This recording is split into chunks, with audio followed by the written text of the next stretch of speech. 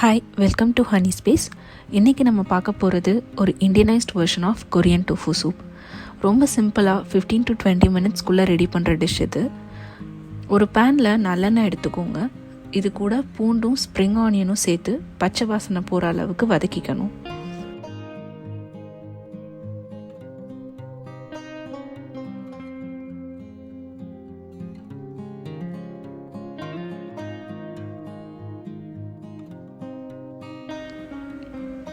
பூண்டும் ஸ்ப்ரிங் ஆனியனும் வதங்கினதும் இது கூடவே சின்ன வெங்காயம் பச்சை மிளகாய் சேர்த்துக்கணும். 1-2 நிமிஷம் வரைக்கும் எண்ணெயில் நல்லா வதங்கட்டும்.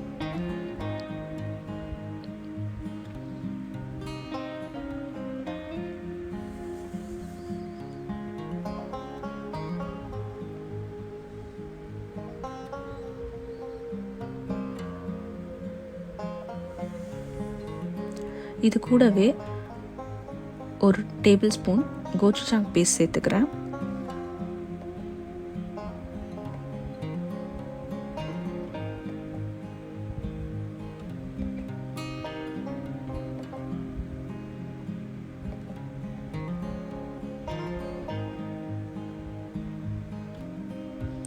இப்போ நம்ம வெட்டி வச்சிருக்கிற காய்கறியை ஆட் பண்ண போகிறோம். நான் உருளைக்கிழங்கும் சௌச்சவும் சேர்த்துருக்கேன். நீங்கள் இதுக்கு பதிலாக zucchini, மஷ்ரூம், ரேடிஷ் எது வேணாலும் ஆட் பண்ணிக்கலாம். காய்கறியை கொஞ்ச நேரம் மசாலாவோட சேர்த்து வதக்கிக்கோங்க.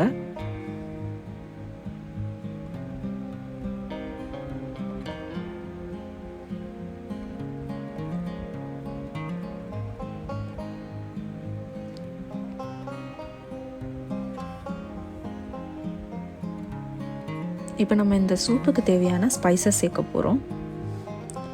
உப்பு தேவையான அளவு. நான் 1 டேபிள் ஸ்பூன் உப்பு சேர்த்துருக்கேன். இது கூட நம்ம சாய் சாஸும் சேர்க்க போகிறோன்றதுனால 1 டீஸ்பூன் போதும்.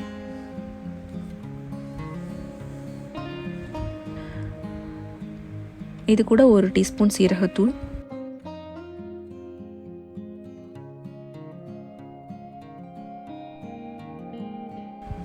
1 டேபிள் ஸ்பூன் மிளகுத்தூள்,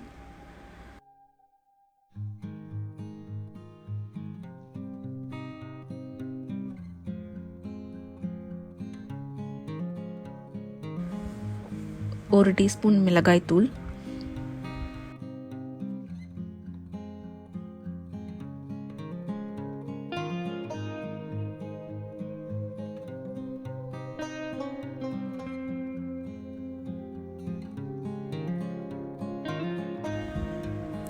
மூணு டேபிள் ஸ்பூன் சாய் சாஸ்.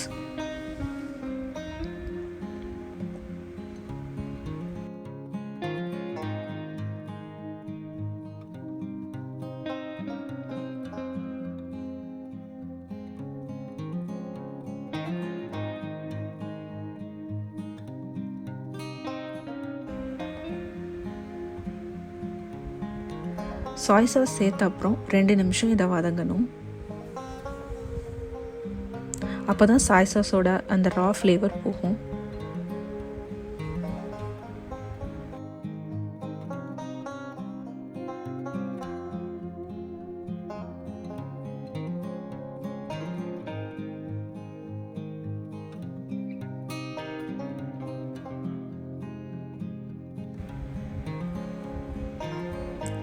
இது கூட 2 கப் அளவு தண்ணி சேர்த்துக்கணும். இந்த ரெசிபி நீங்கள் ரைஸ் கூடவும் சாப்பிடலாம், இல்லை சூப்பாகவும் சாப்பிடலாம். உங்களுக்கு இன்னும் கொஞ்சம் சூப் மாதிரி வேணும்னு நினச்சா நீங்கள் 3 கப் தண்ணி சேர்த்துக்கோங்க.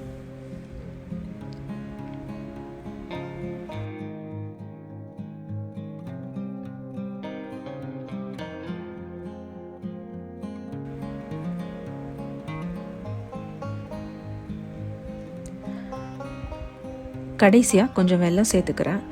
நீங்கள் 1 ஸ்பூன் சர்க்கரை கூட சேர்த்துக்கலாம்.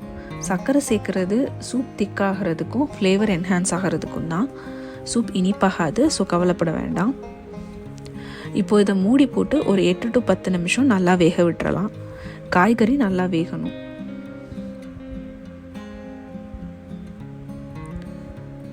கடைசியாக நம்ம டோஃபு ஆட் பண்ண போகிறோம். நான் சாஃப்ட் டோஃபு ஆட் பண்ணியிருக்கேன். இதுக்கு பதிலாக ஃபர்ம் டோஃபு கூட ஆட் பண்ணலாம்.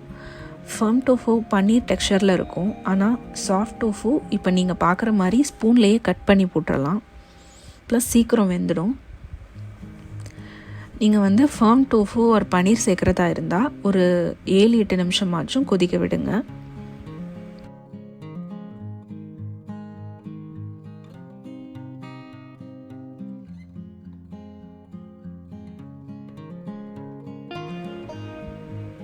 இப்போ டோஃபு சேர்த்து 3 நிமிஷம் கழித்து இறக்கிட வேண்டியது தான்.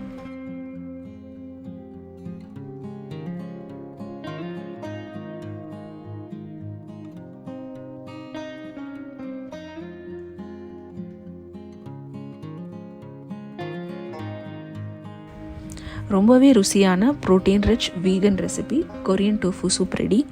எல்லோரும் ட்ரை பண்ணி பாருங்கள். இந்த வீடியோ பிடிச்சிருந்தா லைக் பண்ணுங்கள், உங்கள் ஃப்ரெண்ட்ஸ்க்கு ஷேர் பண்ணுங்கள். கூடவே ஏதாவது இம்ப்ரூவ்மெண்ட்ஸ் இருந்தால் கமெண்ட் பண்ணுங்கள். தேங்க்யூ ஃபார் வாட்சிங்.